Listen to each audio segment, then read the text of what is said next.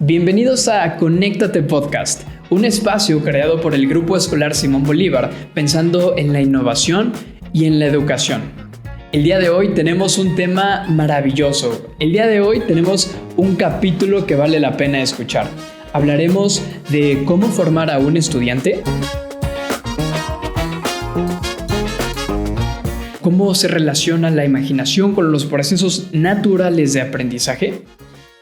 Esto lo haremos acompañados de una invitada extraordinaria. Ella es la doctora Rosa Argentina Rivas Lacayo. La doctora Rosa Argentina Rivas Lacayo es una de las instructoras más importantes del curso Dinámica Mental del Método Silva. Ella lo ha impartido en más de 30 países de América, de Europa e incluso del Medio Oriente. Todo proceso de aprendizaje tiene una relación directa con la imaginación. Y es cierto que todos imaginamos, pero ¿todos sabemos imaginar? El día de hoy abordaremos todos estos temas en su compañía. Déjame decirte que también la doctora Rosa Argentina ha escrito diferentes libros, entre ellos títulos como Saber Pensar, Saber Crecer, Saber Perdonar y el más reciente de todos, Saber Orar y con quién. Espero que estés listo y que este programa sea de mucha utilidad para ti como maestro y para tu labor docente. Disfrútalo mucho.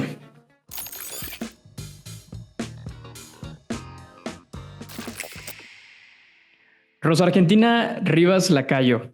Rosita, qué placer poder estar contigo, poder compartir contigo este momento de conversación, de invitación. Estuve esperando muy emocionado estos minutos y por supuesto ha sido un proceso que ha conllevado paciencia, esfuerzo, trabajo, organización también por parte del equipo que está detrás de ti, con el cual estoy muy agradecido por poder hacer esto posible.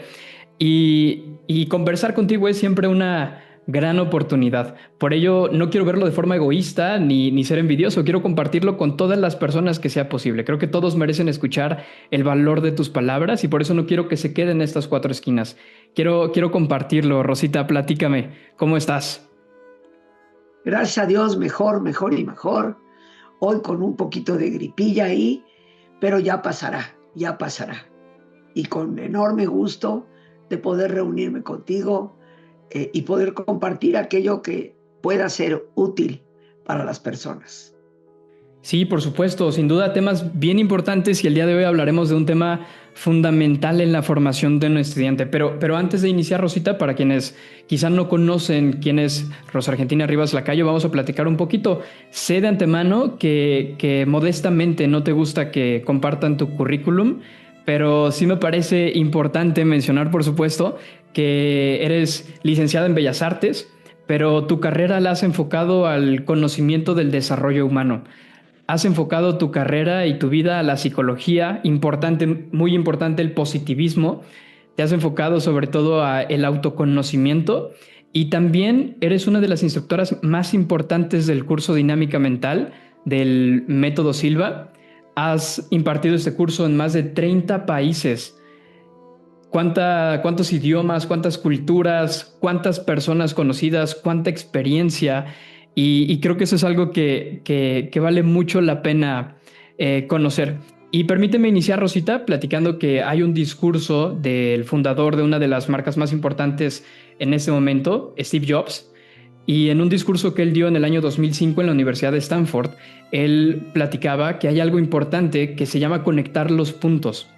¿A qué se refería Jobs con conectar los puntos? Se refería a que a veces cuando somos jóvenes, como es mi caso, y nos enfrentamos a diferentes decisiones, diferentes retos, obstáculos que en un momento parecen como grandes tormentas frente a nosotros, pero no es sino hasta que hasta que con el tiempo podemos mirar hacia atrás, que podemos mirar hacia nuestra experiencia, que podemos conectar esos puntos y darnos cuenta de que esas decisiones que tomamos, esos retos que se presentaron, tenían un propósito detrás, tenían un gran objetivo detrás de todos estos obstáculos. Y por eso me gustaría iniciar preguntando, Rosita, si tuvieras la oportunidad en este momento de platicar con esa Rosa Argentina Rivas Lacayo de 22 años, 20 años, que estaba por entrar a su primer curso Dinámica Mental, sin saber todo lo que le esperaba, ¿qué le dirías, Rosita? Pues yo le diría hoy en día que fue la mejor decisión que tomó en su vida. Que ciertamente, bueno, como tú sabes, mi querido Ángel, yo soy creyente y creo que Dios me dio luz, mucha luz. Tomé una decisión radical porque efectivamente de haber estudiado Bellas Artes, empecé a meterme en el campo de la psicología, a estudiar psicología y hacer todo un proceso de licenciatura, maestría, doctorado en esa área. Pero fue a partir de esa decisión, a mis 22 años de edad aproximadamente, y le doy infinitas gracias a Dios por esa decisión que transformó mi vida y en la cual sigo trabajando. Por supuesto, Rosita, hasta hoy en día sigue siendo una mujer muy activa en todo este autoconocimiento. Y me gustaría preguntarte, Rosita, para ti, ¿qué significa dinámica mental? Bueno, sabes que me gusta, Ángel, empezar por las palabras mismas.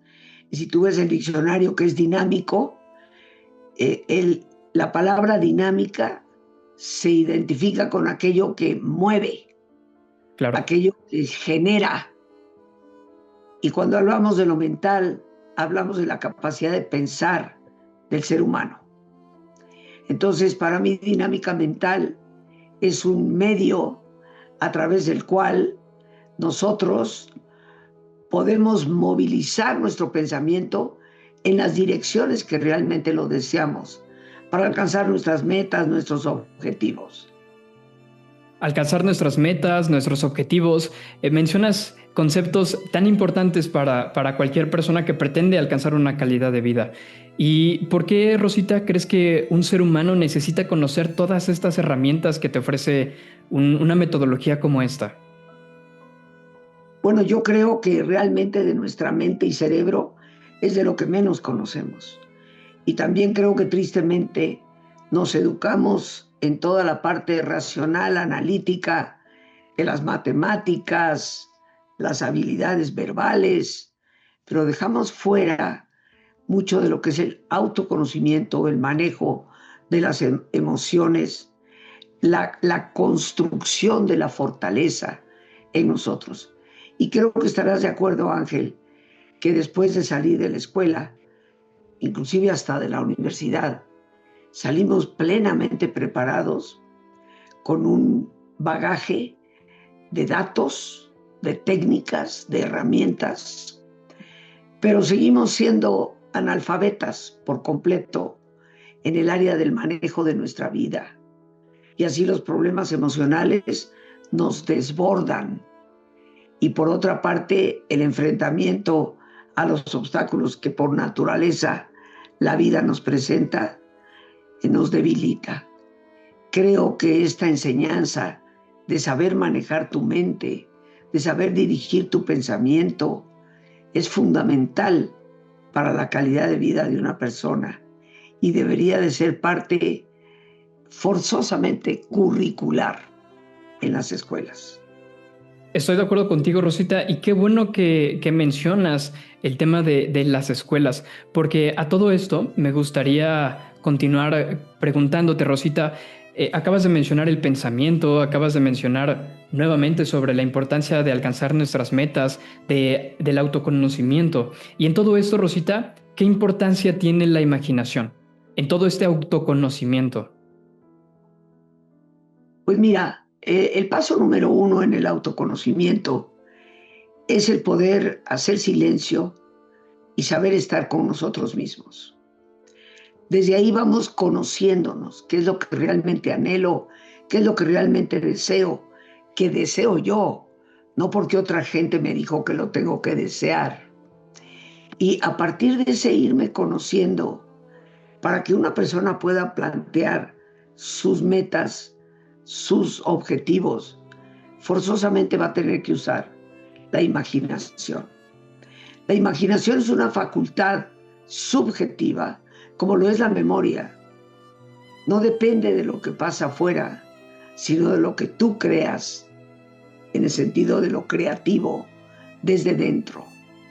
Entonces la imaginación es la facultad que nos conecta con la posibilidad de crear Sin imaginación no hay creatividad. Te lo pongo de una manera muy sencilla. Si no lo puedes imaginar, no lo puedes concebir. Y si no lo puedes concebir, nunca lo vas a poder crear.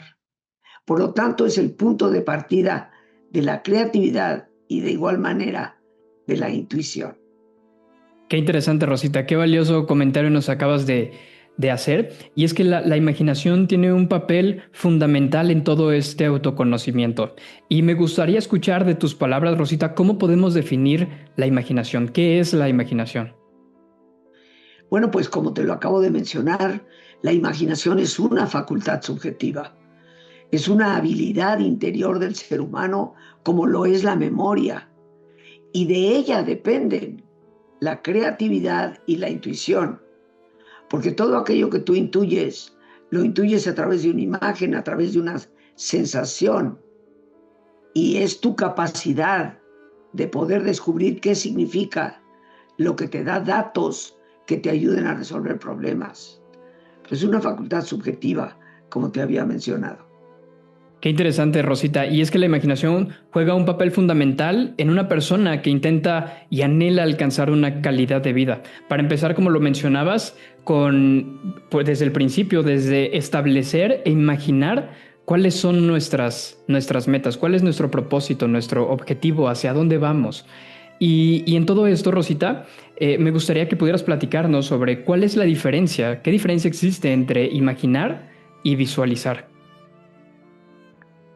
Mira, para contestar esta pregunta, pues voy a apelar a lo que José Silva, el creador del método Silva, un verdadero y el más importante pionero en el área de lo que es desarrollo y supervisión, firmaba con una racionalidad extraordinaria.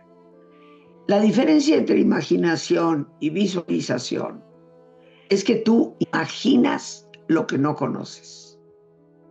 Si tú me dices a mí, Ángel, oye, hagamos un viaje a Vietnam. Bueno, pues yo no conozco Vietnam. Entonces, hablando contigo, voy creando una imagen de lo que yo creo, siento, pienso que es Vietnam. Estoy creando algo desde mi propia mente. En cambio, si tú me dices, Rosita, me gustaría que fuéramos unos días a Roma, yo no voy a imaginar Roma, voy a visualizarla. Afortunadamente la conozco muy bien. Entonces, en el momento en que tú me dices, vamos a Roma, a mi mente vienen imágenes que ya han sido grabadas a través de los diversos viajes que he hecho a Roma. Imaginar es crear una imagen por primera vez.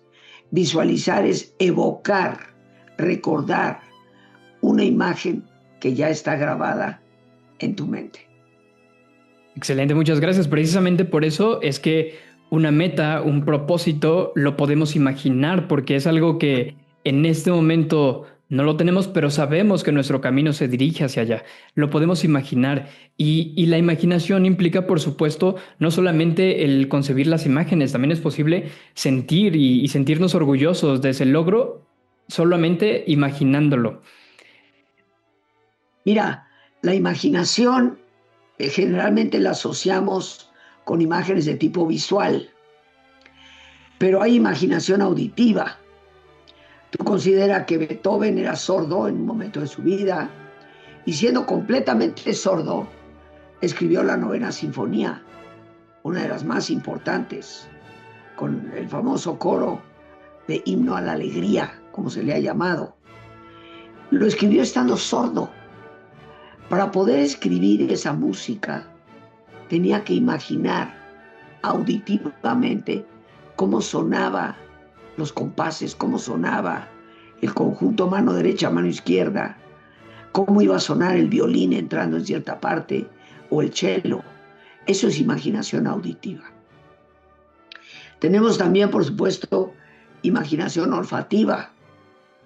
Cualquier persona que va a los grandes laboratorios de perfume en Europa, sobre todo en París, pues ahí está el señor que le llaman la gran nariz, porque esa es una persona a la que llega un artista, como puede ser, qué sé yo, George Clooney, por mencionar uno que es conocido, y dice, yo quiero una loción con mi nombre. Y ahí le van a preguntar, ¿y usted a qué quiere que huela? Pues yo quiero que huela como a maderas. Y quiero que huela como a maderas en el campo. Y quiero también que huela como algo que es una brisa, con el suave olor de las maderas en el campo. Todo esto es imaginación olfativa. Y el nariz va a tener que empezar a imaginar si junta esta esencia con esta, más esta, más esta, puede sacar este concepto de una brisa con aroma de maderas en el campo. Algo que es enteramente subjetivo, pero que el nariz, a través de su imaginación olfativa, va a poder dilucidar para crear la colonia. Y también hay la imaginación del tacto, y así tenemos la enorme variedad de texturas que el ser humano ha ido creando. Algunas diríamos imitando ciertamente texturas de la naturaleza, pero tienes que generar tú, crear de cero una textura que se parezca a esa de la naturaleza. Y esto es imaginación del tacto. Y la imaginación del gusto, sin la cual no existiría la alta cocina. No podríamos disfrutar un platillo tan exquisito como la cochinita pibil. Pura imaginación del gusto. Porque si ustedes supieran todo lo que conlleva preparar una auténtica cochinita pibil, desde el uso del achiote, que es una como frutilla muy pequeñita de color naranja, que crece en el árbol del achiote, pero que si tú la pruebas así, tiene un sabor amargo, insoportable. Tuvo que haber mucha imaginación para pensar que moliendo eso con manteca de cerdo, con jugo de naranja, con sal, pimienta y otras hierbas, iba a dar algo tan exquisito como el pibil. Sí, por supuesto. Y los mexicanos, vaya que tenemos este sentido muy desarrollado. Tenemos este sentido maravillosamente desarrollado, la imaginación gustativa. Sí. Qué excelente respuesta, Rosita. Muchas gracias. Y me habla sobre estas capacidades que tenemos nosotros por naturaleza, como seres humanos, de la imaginación. Una persona que se dedica, como me lo mencionabas, a la creación de perfumes, necesita tener una gran imaginación desarrollada. Eso me lleva a hacerte una pregunta, Rosita. Todos imaginamos, eso es un hecho, pero ¿todos sabemos imaginar o todos controlamos nuestra imaginación? Ojalá así fuera, mi querido Ángel. Pero la imaginación, desafortunadamente, está muy devaluada, fundamentalmente porque no sabemos manejarla.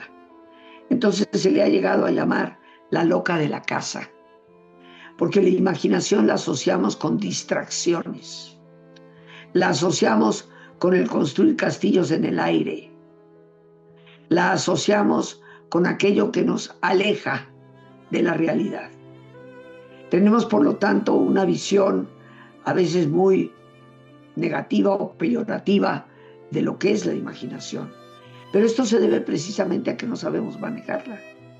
Cuando una persona es capaz de enfocar su imaginación en lo que realmente desea, ahí empieza la motivación interna que le va a llevar a la persona a conseguir eso que se propone. A través de su imaginación es que una persona puede establecer sus objetivos y puede trabajar eficientemente por ellos. Si la persona pierde la claridad de su meta frente a su propia mente, pierde el camino y no llegará a concluir aquello que anhelaba. Por supuesto, y qué importante entonces es en todo este proceso aprender a controlar nuestra imaginación. Y en casos específicos, hablando sobre educación, nosotros, Rosita, tenemos un principio pedagógico muy importante. Nosotros hablamos mucho sobre la imaginación y decimos concretamente que todo proceso de aprendizaje tiene una relación directa con la imaginación. Todo lo que un estudiante pretenda aprender, comprender, debe ser siempre a través de imágenes. Y en una opinión personal, considero que los sistemas educativos de hoy en día deben enfocar su atención hacia las imágenes, porque es la forma natural en cómo nuestro cerebro aprende, en cómo nuestro cerebro trabaja. Y desafortunadamente, muchas propuestas educativas ignoran este importante principio que dice que siempre debe ser a través de imágenes, a través de dibujos, a través de diferentes técnicas que fortalezcan en el alumno, en el estudiante, la importancia de la imaginación. Todo siempre tiene que ser a través de imágenes. Este principio pedagógico es una base importante de nuestro sistema y me gustaría, por supuesto, Rosita, que pudieras compartirnos una opinión con respecto a este principio. Todo proceso de aprendizaje tiene una relación directa con la imaginación. Yo les felicito, y tú lo sabes, siempre lo he hecho, por ser pioneros en gran parte al introducir en las escuelas este concepto de usar las imágenes para los niños dentro del desarrollo de su aprendizaje. Te voy a dar un ejemplo. Hace muchos años, muchos, te estoy hablando de la década de los 70, estamos hablando de hace 50 años. Estaba yo dando cursos en San José, Costa Rica. Había una persona en el curso que era maestra de geografía en la escuela primaria. Sí. Y se acercó a mí y me dijo, parece que a los niños les cuesta mucho trabajo el aprender que si los ríos, que si las zonas lacustres, que si las zonas desérticas, trópico, etc. Y me decía, ¿cómo podría yo utilizar esto para favorecerles el aprendizaje? Yo lo primero que le dije, bueno, no he visto los mapas que tú usas en tu clase, pero recuerdo los que me ponían a mí en la escuela. Cosa más horrible. Eran negros, con rayas amarillas, y había una raya más gruesa que otra. Decían, este es el río Coatzacoalcos, y este es un riachuelo. Entonces, pues para un niño, ese mapa no tiene ningún atractivo. Si tú, en cambio, le enseñas al niño a través de su imaginación a vislumbrar el propio país. Para hacerte el cuento corto, la maestra tomó en consideración mis palabras. Se fue a la escuela y en la siguiente clase les dijo, antes de entrar en el tema particular de hoy, vamos a hacer un recorrido por el país. Nos vamos a ir hasta el norte, la zona de Guanacaste. Y les voy a pedir que cierren sus ojos. Vamos a hacer un viaje imaginario. Y van ustedes a elegir, creo que eran niños de cuarto de primaria, van ustedes a elegir un animalito en el cual ustedes sobre ese animalito puedan volar. Hubo quien escogió su perro, hubo quien escogió un dragón, pero eso era lo de menos. Y les dijo, muy bien, volamos desde San José y estamos en el norte del país, Guanacaste. Es muy verde, hay muchos animalitos, muchas vacas, muchas vacas. Y los niños que fácilmente entran en esto, pues estaban imaginando cómo desde arriba podían vislumbrar campos amplios llenos de vacas. Y ahora nos acercamos a la costa, playas enormes, zona litoral del país. Y luego regresaron al centro y los fue bajando por la montaña, las curvas, la neblina. Posteriormente, el Valle de San José. Y posteriormente, hacia abajo, hacia el sur, nuevamente la altura de las montañas de un cerro que se llama el Cerro de la Muerte y la bajada a nivel del mar para entrar en la zona tropical. Y les iba haciendo imaginarse la cantidad de plátanos que había ahí, hasta llegar a la frontera con Panamá. Cuando los niños terminaban el ejercicio, ellos podían decir fácilmente cuál era la región ganadera del país, cuál era la región donde sembraban plátanos, ellos le dicen bananos, una industria fundamental, un trabajo de exportación muy importante para Costa Rica, y podían describir con sus ojitos cerrados. Las vaquitas estaban acá, luego estaba el litoral, estaba la montaña, los volcanes, el Valle de San José y la zona tropical donde están los bananos. En una sola clase los niños tenían una visión panorámica del territorio de su país. Esto es un ejemplo de cómo los niños aprenden a través del uso de imágenes. Pero desafortunadamente en la mayoría de las escuelas, Ángel, los maestros son enemigos de la imaginación. Y cuando el niño empieza a ser creativo, deja estar imaginando tonterías. ¿Qué es lo que dice el libro? Sin darnos cuenta que la imaginación es fundamental para el aprendizaje, para el desarrollo de la creatividad y para la adquisición de nuevos conocimientos. Estoy totalmente de acuerdo, Rosita. 3 puntos muy importantes y estoy convencido de que la imaginación tiene, por supuesto, un papel fundamental en el objetivo de aprendizaje de no solamente de los alumnos, de los niños, sino de ti, de mí, de cualquier persona que pretende comprender un tema. Nosotros tenemos una definición muy clara de qué es comprender. Comprender es ver las cosas claramente con la imaginación. Cuando logro entender las cosas, cuando logro rodear las cosas con mi imaginación, es cuando puedo decir, ya la entendí. Para nosotros eso es la comprensión y utilizamos la imaginación de manera fabulosa en estos procesos de aprendizaje. Pero ahora que lo comentas, me parece también importante mencionar que la imaginación en el desarrollo de un estudiante no solamente nos va a servir para que el alumno comprenda y aprenda un tema, un concepto, sino también en el desarrollo de su personalidad. Hay un elemento importantísimo en la educación hoy en día y que es nuestro 10º elemento, que es la inteligencia emocional. Y la inteligencia emocional parte desde la autoestima que tenemos. Por eso me gustaría preguntarte y seguir enriqueciendo todas estas respuestas, Rosita, y saber qué relación tiene la imaginación con el desarrollo de una buena autoestima para un sano crecimiento en un niño. Bueno, figúrate tú, mi querido Ángel, que el concepto de autoestima surge originalmente del concepto de autoimagen. De ahí viene. Los grandes pioneros de la parte, vamos a decir, que tiene que ver con la autoestima, como Nathaniel Branden y otros previos inclusive a él, el concepto fue autoimagen. Y te voy a decir de dónde en gran parte surgió con fuerza ese concepto. Hubo un médico llamado Maxwell Maltz. Él escribió un libro sobre autoimagen, pero curiosamente él era cirujano plástico.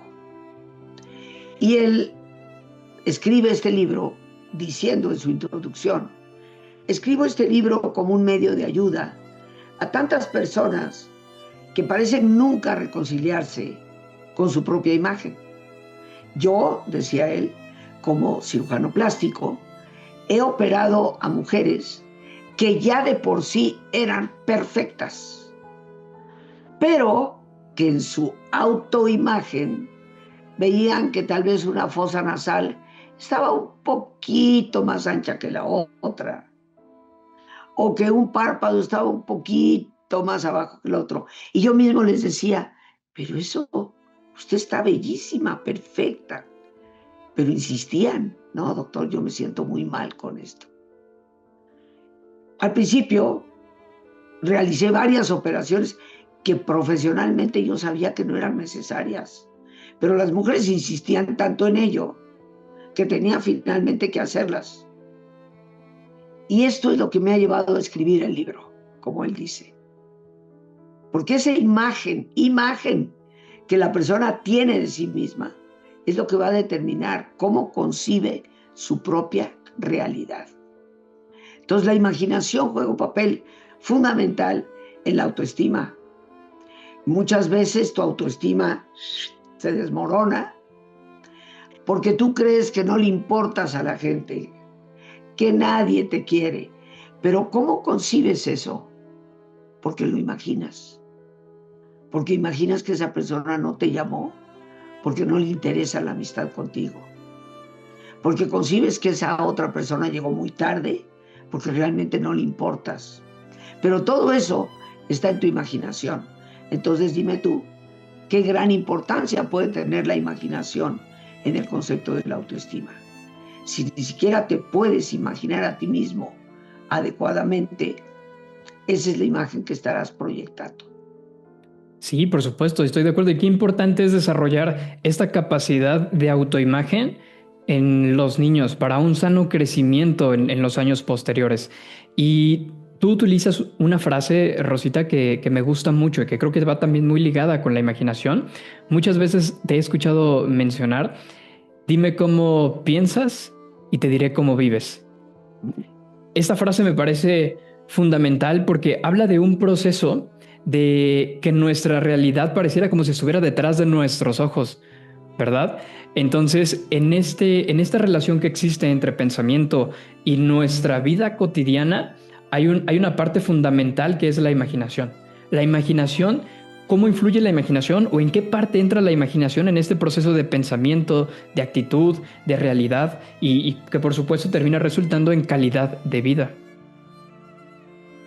Bueno, mira, empecemos por recordar que el pensamiento no podría existir, no sería posible, si no dependiera de dos columnas fundamentales que lo construyen, que es la palabra y la imagen. Cuando una persona está pensando en silencio, está imaginando, está pensando en la cita que va a tener pasado mañana con X persona. En el momento que está pensando en esa cita, está imaginando a esa persona, está visualizándola si es que ya la conoce.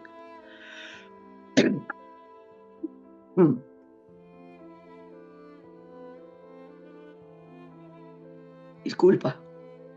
Y toda persona, cuando está pensando, ¿qué voy a hacer mañana? Empieza a pasar una película por su mente que va acompañada de palabras. Está pensando, mañana voy a ir a casa de mi mamá, voy a recoger el niño a las 12 del día. Está visualizando la casa de la mamá, está visualizando la escuela del niño. Todo es a través de imágenes.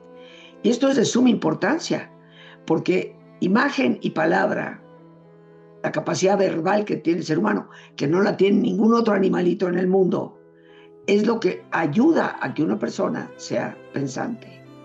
Y como siempre lo he dicho, tenemos un triste ejemplo, mi querido Ángel. Hace 70 años, los niños sordos eran considerados tontos, completamente tontos. Inclusive en inglés se hablaba de deaf and dumb, sordo y mudo, pero dumb quiere decir tonto.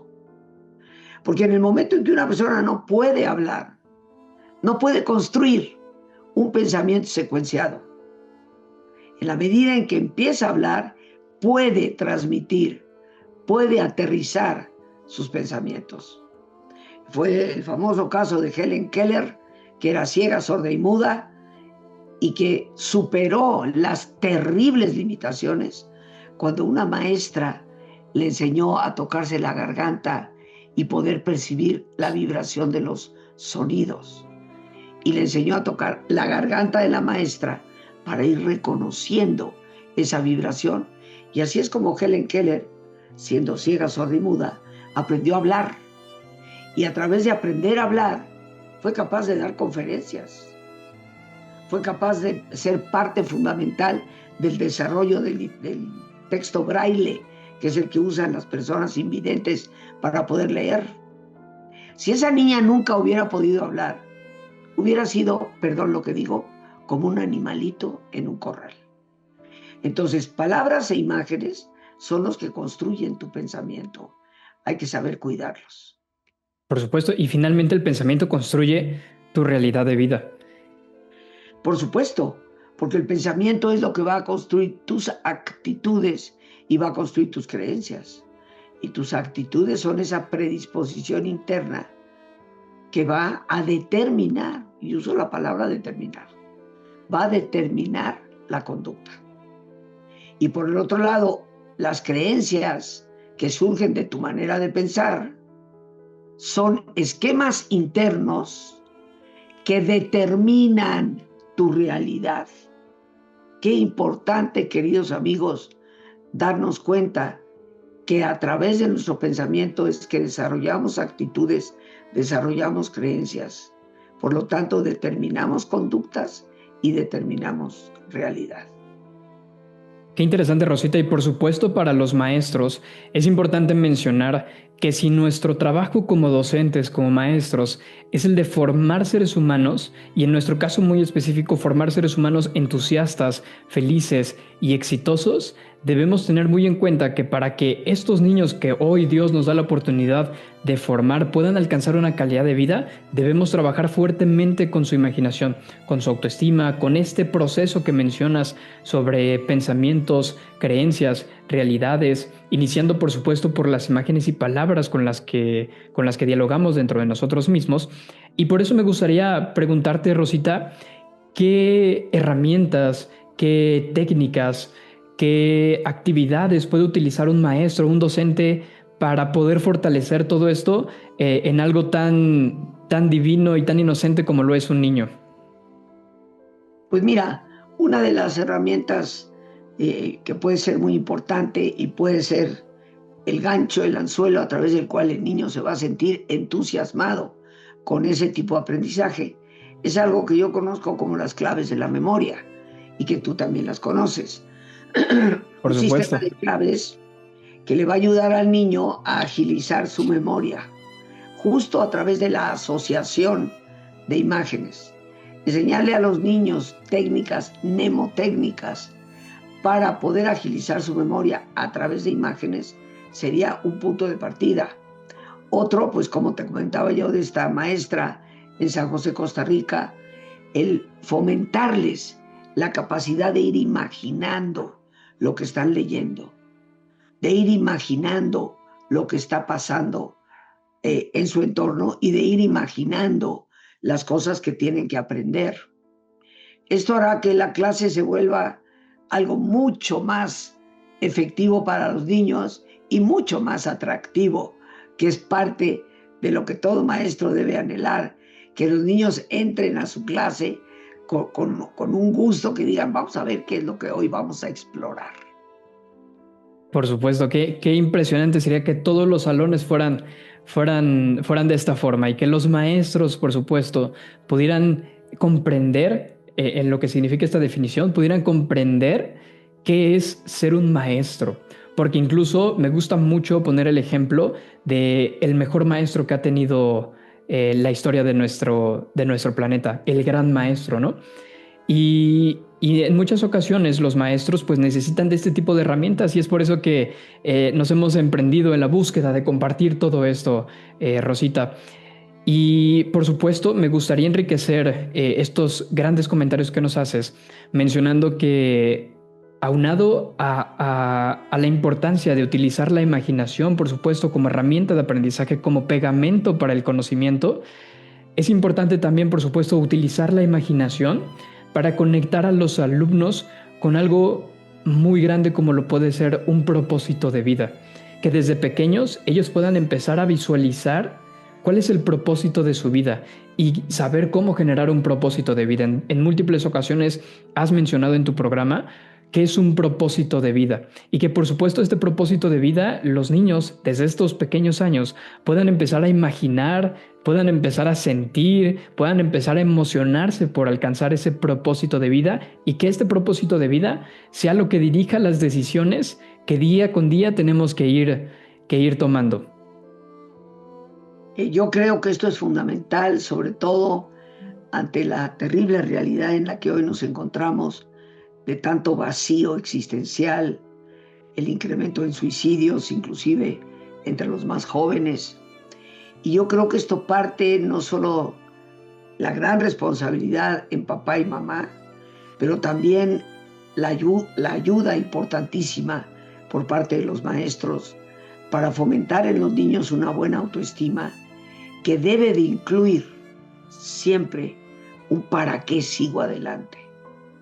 Ese para qué siempre nos va a dar el cómo, como diría Federico Nietzsche. Si tienes un para qué vivir, siempre vas a encontrar el cómo hacerlo. Por lo tanto, el crear ya una imagen de lo que tú anhelas en tu vida, para aquello a lo que te diriges, esto te dará mucho mayor fortaleza para vencer obstáculos y te ayudará en el camino de poder lograr eso que te propones. Y dicho sea de paso, siempre el sentido de vida, el propósito de vida se renueva. No es lo mismo el propósito de un niño de 7 años que el de 15 o que el de 28. No es el mismo propósito el de una madre que recién tiene un par de bebés, a una madre cuyos bebés ya crecieron y a una madre cuyos bebés ya volaron, hicieron su propia familia. El propósito de su ser madre va modificándose. Y esto es algo que tiene que ver con nuestra capacidad de aprender de nosotros mismos para reconocer esos cambios en la vida y poder no solo adaptarnos a ellos, sino convertirlos en algo que nos catapulta a un nuevo sentido y a un nuevo propósito. Por supuesto, estoy totalmente de acuerdo. Y dentro de todo este camino de seguir fijamente hacia nuestro propósito, hay algo bien importante y que es un concepto que creo que necesitamos comentar. Fuiste de las primeras personas en empezar a hablar sobre este concepto, que es la resiliencia. Creo que hoy en día nos enfrentamos a un mundo cambiante en todo momento. Hay una frase muy interesante que escuché hace poco que dice que actualmente no vivimos una época de cambios, vivimos un cambio de época. Vivimos un mundo que vive aceleradamente. La tecnología da pasos agigantados y cada vez debemos aprender a adaptarnos mejor a los cambios que el mundo nos exige. Por eso creo que un concepto tan importante y que se enriquece con todo esto que venimos comentando es algo que tú conoces profundamente y que fuiste una de las primeras personas en mencionarlo, que es la resiliencia. Y por supuesto, esta es una invitación para los maestros, para las personas que nos escuchan, porque es un tema apasionante, es un tema impresionante y que tú eres experta en este tema de la resiliencia. Pues sí, francamente, con toda modestia, fuimos pioneros en este concepto a tal grado de que cuando mi libro titulado Saber Crecer, Resiliencia y Espiritualidad salió publicado, bueno, iba a ser publicado a través de Editorial Urano en Barcelona para todo el mundo de habla hispana, los editores hablaron conmigo y me dijeron, mira Rosita, quisiéramos cambiarle el título porque esta palabra de resiliencia no la entiende nadie. Te estoy hablando del 2005. Y yo les dije, no.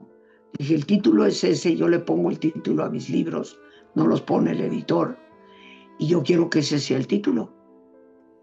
Saber crecer, resiliencia y espiritualidad. Pero es que la gente no entiende esa palabra, Rosita. Y dije, no se preocupen. En menos de lo que se lo imaginan, todo el mundo la va a estar usando. Mi libro salió publicado en 2006, quiero recordar, y en aquel entonces muy poca gente hablaba. Fue el primer libro escrito en español por una mujer sobre el tema de la resiliencia. El primero, tanto incluyendo España como América Latina. Y pues sí, en eso tuvimos la capacidad de ver por delante. Yo me enamoré del tema desde los 90s, cuando empecé a leer cosas sobre psiquiatría, psicología, por supuesto, que es mi profesión, respecto a qué era la resiliencia, cuando apenas se iniciaba su fuerza. La psicología positiva, que se fundó a partir de 1995, fue un área de la psicología que incursionó fuertemente en lo que es la resiliencia. Hoy la psicología positiva considera que la resiliencia es su eje fundamental. Entonces, pues creo que sí, tuvimos, gracias a Dios, la visión de hablar de un tema que hoy te consta, Ángel, hasta los niños usan la palabra ser resiliente. Hoy todo el mundo la conoce. En aquel entonces era como una palabra venida de otro planeta. Sí, por supuesto. Y qué interesante, Rosita. Muchas gracias y qué gran experiencia. Y ahora que hablamos un poco sobre educación, sobre imaginación y que hablamos también sobre un poco sobre resiliencia, me gustaría ir concluyendo con este capítulo que hablamos sobre la imaginación. Ese es nuestro eje. Y me gustaría, Rosita, que pudieras comentarnos una reflexión hacia los maestros. Si tuvieras la oportunidad en este momento de dar un mensaje a todos los maestros que sean posibles de nuestro país e incluso fuera, ¿qué les dirías, Rosita? Bueno, a todos los maestros, ojalá todos sean de vocación, atendiendo a esa voz interior que es compartir, dar y servir a tantos niños, jóvenes, adolescentes. Los maestros, queridos amigos, pueden ser la pieza angular, la piedra angular, la pieza fundamental para un niño y su futuro. Porque como se ha estudiado a través de lo que es precisamente la resiliencia, niños a veces en ambientes familiares turbulentos, de gran depreciación hacia su propia persona, de graves conflictos, de ambientes tóxicos, muchas veces se encuentran en ese maestro o maestra que supo decirles, tú puedes, que supo decirles, confía en ti, que supo decirles, qué bien te ves, que supo decirles, haz el esfuerzo porque lo vas a lograr. Muchas veces esa vocecita del maestro es la que rescata a la persona de su desafortunada situación. Y esto se ha podido ver a través de los estudios que se han hecho sobre qué es lo que hace que alguna persona en un ambiente tan terrible salga adelante y qué es lo que hace que otra persona en el mismo ambiente terrible se quede estancado ahí el resto de su vida. Y lo que han descubierto es que a veces es la voz de un maestro que les logró rescatar de aquella hecatombe, de aquel derrumbe que sus propios padres desafortunadamente hicieron de su autoestima. Entonces a los maestros yo les diría, recuerda que tú puedes ser el medio a través del cual esa pequeña, ese pequeño salgan adelante el resto de su vida. Y de ahí tu verdadera vocación de hacerte presente. Creo que la mayor fortuna que podemos tener en la vida es apasionarnos con lo que hacemos, amar nuestro trabajo. Y para el que ama su trabajo, nunca hay horas extras, siempre hay tiempo para atender a ese niño o a esa niña que tal vez busca en ti un apoyo. Yo felicito a todos los maestros de vocación, cómo dan de su vida, pero ciertamente son un medio para que esas vidas puedan florecer. Qué bellas palabras, Rosita. Sin duda que quienes nos dedicamos a la educación tenemos un gran compromiso, tenemos una gran responsabilidad en nuestras manos y de manera personal estoy convencido de que hay una fuerza espiritual que nos puso aquí y nos puso aquí por algo y tenemos una gran oportunidad frente a nosotros y tenemos que aprovechar cada una de esas oportunidades. Muchas gracias, Rosita. Sé que mucha gente, y como es mi caso también, te consideramos como una gran maestra y te agradezco mucho, por supuesto, por tu tiempo. Te agradezco mucho por estas palabras que nos compartes. Sin duda que nos permiten crecer y nos permiten cada vez seguir enriqueciendo nuestros conocimientos y muy agradecidos contigo. Te agradezco mucho en nombre de por supuesto, los maestros que nos estarán escuchando, en nombre personal y por supuesto también de alguien que te aprecia mucho, que es mi papá. Muchas gracias, Rosita. Muchas gracias a ustedes por esta oportunidad. Les abrazo con todo cariño y les deseo, por supuesto, el mejor de los éxitos.